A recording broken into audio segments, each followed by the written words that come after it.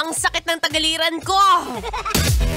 Ayan, kabayak beda, kagaya ba kita na hanggang ngayon ay masakit ang tagiliran?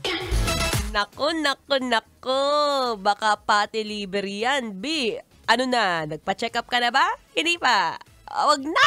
Okay lang, Maratoni. Alak is life. Anyway, bago ka mag-alak dyan, nagbabalik muli ang inyong kadaldalan na daldalerang atleta, DJ Maratsoni, ang babaeng takbo ng takbo. Wow! Sa isip mo. Live na live po, DJ M-A-R-T-A mali spelling. M-A-R-A-T-O-N-E-E para sa programang Love Trip. Yo, pakinggan nyo to. Trip lang. Shout out sa'yo na hanggang ngayon ay hindi nagpapacheck up sa hospital kasi feeling mo it's a waste of time.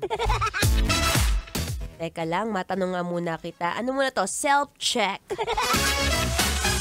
Matanong nga kita, medyo sumasakit bang iyong tagiliran? Medyo feeling hinihingal ka na ba? Be, hinihingal ka, 3 steps lang ng hagdan yan, oh. Ano na? Nako. May nakausap kasi ako kanina, no? Bigla kong naalala, etong si Jancy. Nakakwento niya, mahilig daw siya sa mga prito-prito, mahilig sa taba ng baboy, ayan, o diba? Tapos ang sinabi niya, nagpapadagdag pa daw sa palengke ng taba. Ay, ibang level ka na. Tapos ngayon, yan, sumasakit yung tagiliran.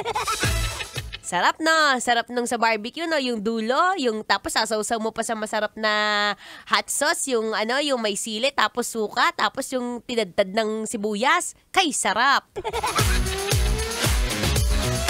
Pero syempre, bago tayo mag-indulge, bago natin kainin ng mga masasarap na pagkain, today is Monday, June 23. Oras na para pakiramdaman ng iyong sarili. Ano bang mga bagay o ano bang mga parte ng katawan ang masakit at kailangan pagtuunan ng pansin? Naku. Yung pagkain nyo sa mang inasal. Masarap ang mang inasal, lalo na yung chicken. Favorite ko yung chicken breast. Anyway, maya-maya ulit tayo magbabalik ang inyong kadaldalan, daldalerang atleta, DJ Maratsoni. For now, makinig muna ng Feel Good Music. Ngayong Feel Good Monday. Kailangan pa bang i-memorize yan? Basic. Metro's #1